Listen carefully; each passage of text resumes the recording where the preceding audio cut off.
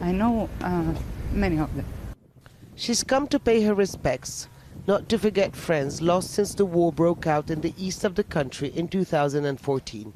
Ines Arogotska was a volunteer back then, providing support to the soldiers on the front line. The idea of possible renewed fighting worries her. Yeah, of course. I think the war is going on and on from 2014. I don't know, will we have a big war, but we have guns and we are ready.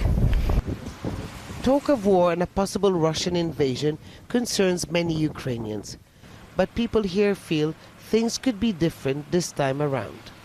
Many are grateful of the support some Western countries have provided Ukraine. Some publicly thanking the UK for its recent delivery of mid-range weapons. But elsewhere around Kiev, people are going about their daily lives, wondering if war is as imminent as their leaders have been warning.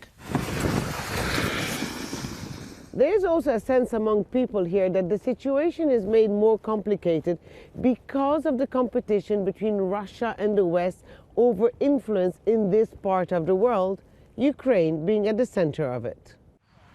Dmitry Sokolov and his wife Olena left Crimea soon after Russia annexed the peninsula in 2014. Like many, he thinks that Ukraine has come a long way since. We are different in mentality. We were different. We are very much different now from Russia, and we are very much different from Ukrainians that were in 2014. More than 50% we believe that this is just a part of game, like, let's say, a kind of trading, you know, which what states will provide to Russia under pressure, etc. So we hope it's so.